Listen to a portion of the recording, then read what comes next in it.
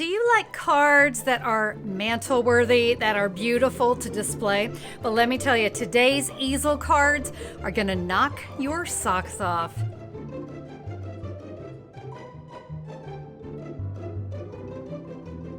Hello, everyone. I'm Connie Stewart with SimplySimpleStamping.com, and I'd like to welcome you to today's Tuesday tip video. Today, we are going to be talking about a really unique fun fold. This is a standing easel card. It's a little bit different than some I've created in the past. I'm excited to teach you how easy it is to create, so let's go get started. I'm so excited to teach you how to create these easel cards. We're going to start with this one here, and this one features the Rest, Relax, and Enjoy stamp set. I'll tell you what, we're going to go over the supplies, but first, I want to let you know that there's a free download that goes along with today's video. So you don't need to write down any of these measurements. I've got it all ready for you. All of your scoring, your cutting, you'll have photos, the complete supply list. In fact, you can click right here and watch the video again. And if you're in the United States, I would love to be your Stampin' Up! Demonstrator. Here you'll see all the supplies I used for my card. Of course, I encourage you to use what you have, but if you see something today that you just have to have, friends, I would love to be your demonstrator. Click this graphic, you can see everything there. All right, let's talk cardstock. So the card base is a 5.5 by 8.5. I have two score lines, 2 1/8 and 4 1/4. When you fold this card, you're going to want to kind of score the first score in. So you'll kind of see it start to bring on the easel like template. Now I have another piece here. This is also in bubble bath, 4 1/4 by 2 3/4. I've got two pieces of basic white. So I have a 1 3/4 by 3 1/2, a 2 1/2 by 4. I think bubble bath and moody mauve look so nice together. So this one is a 4 by 5 1/4.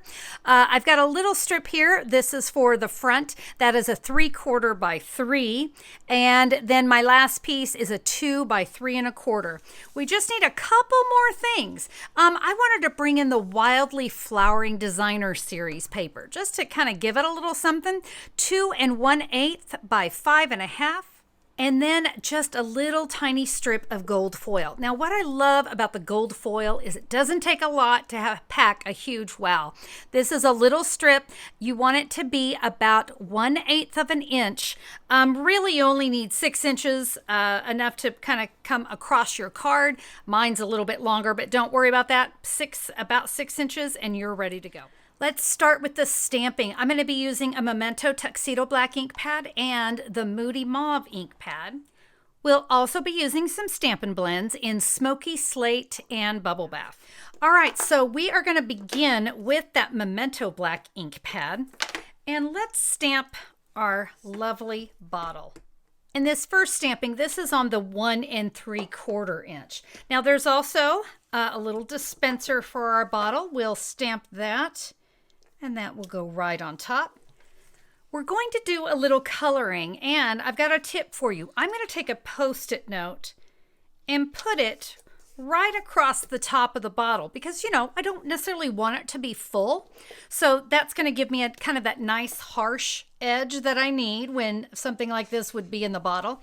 I've got my dark Stampin' Blend, and I'm just going to start here with just a little bit of the dark. And now I'm going to blend these together. This is the light bubble bath. It's going to give me just a really nice, soft pink. All right, now when we remove that, now we have that nice edge, right? I'm now going to come in with the Smoky Slate. And by the way, I should say you can also do this with your Stampin' Right markers as well. Either one of them are going to be great. All right, so I decided to kind of mix my dark and my light.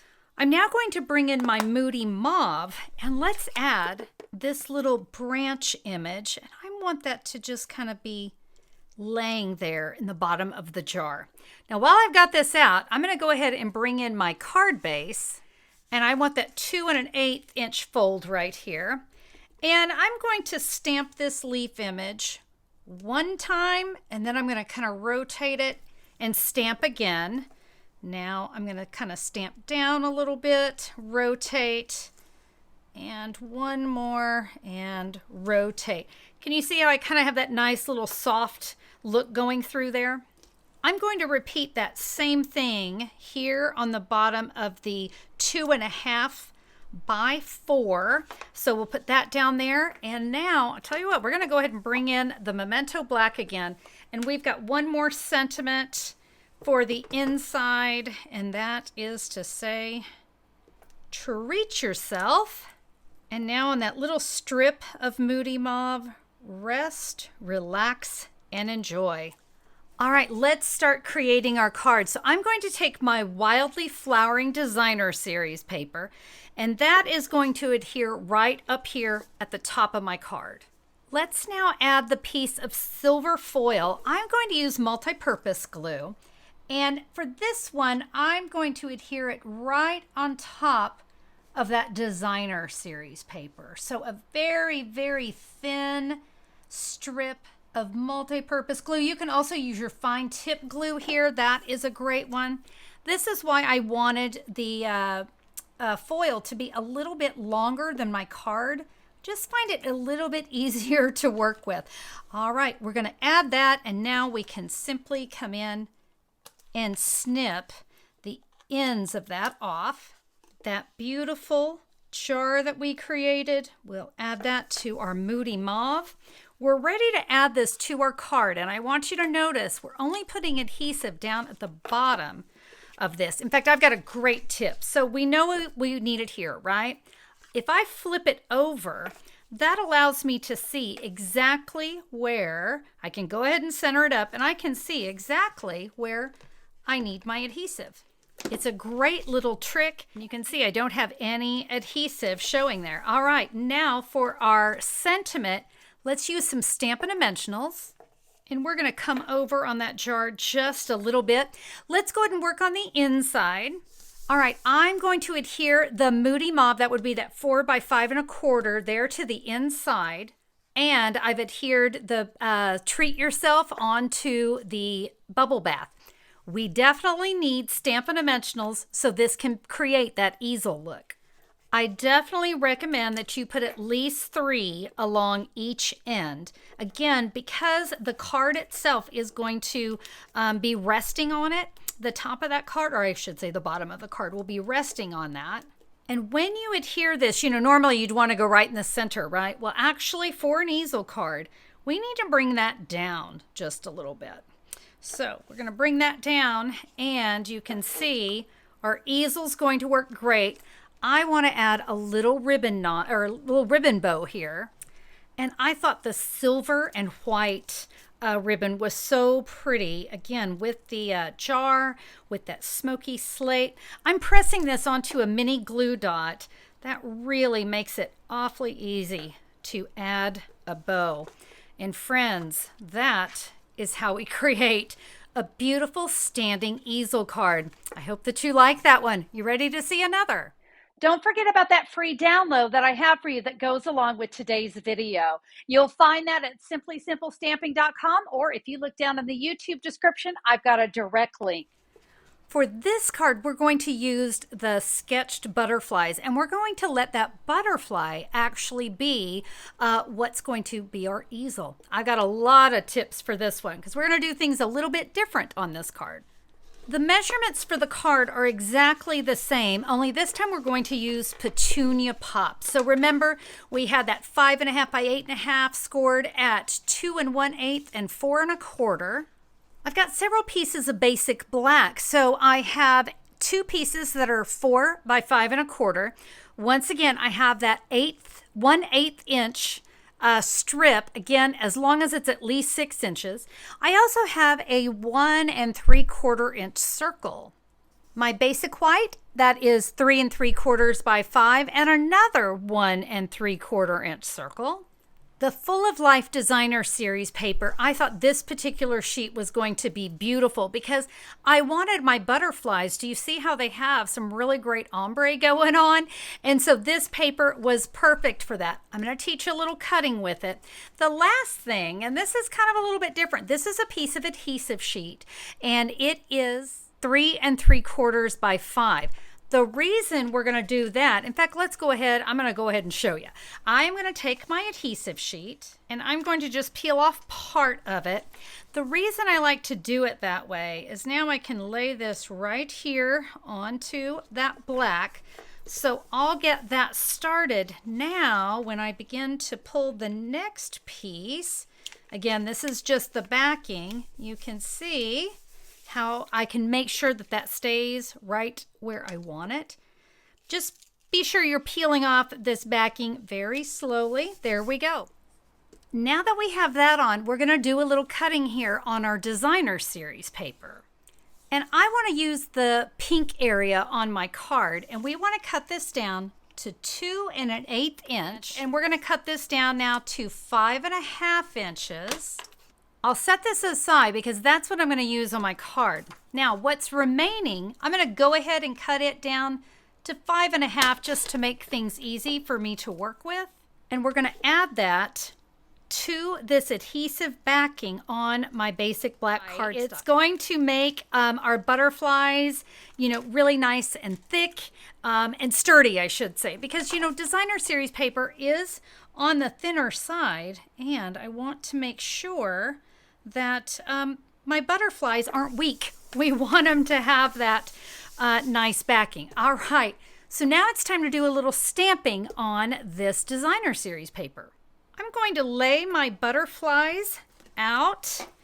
There's really no right or wrong. We've got some nice color going on there. I'm now going to take a clear block, and we can pick these up and we can stamp them all at once. Now, you're welcome to stamp them individually as well. Don't worry about that. You can always do that. I just sometimes like to save time and make sure I get everything on this piece of designer series paper. So with my Memento Black, we'll ink up those butterflies and we'll stamp them right here on our designer series paper. Now, this stamp set can be purchased as a bundle, and so we are going to be using the die cuts on this particular card. So let me bring in my machine, and for our sandwich, we need base plate 1, thin die adapter 2, cutting plate 3. Let's add our dies to the butterflies, and now I'll very gently add another cutting plate 3. Let's run this through our machine. We can now throw that away, but do you see now our butterflies, they're really strong. I don't have to worry about these as they're popping off the card or, again, being my easel holder on the inside. Now, with a fresh Freesia ink pad, we are going to take this nice little collection of butterflies. We're going to stamp these here at the top. You notice I'm coming down. Don't worry about it. We'll cover that in a minute. In fact, it looks like I need one more right there. While we have that fresh Freesia out, let's add a few butterflies going down just the right side. This is the 3 3/4 by 5 basic white. And I liked the fresh Freesia. It was a little bit lighter on the petunia pop, so I really liked how that looked. We're now going to take our designer series paper, and we can give this a little fold. This one is going to go down at the bottom. Remember on our last card, we did the stamping at the bottom and put the designer series at the top. Well, this one, we're going to do it just a little bit differently, right? Okay, I'm now going to come in with the basic black, that little strip. We're going to adhere this the same way we did before, just right along that designer series paper.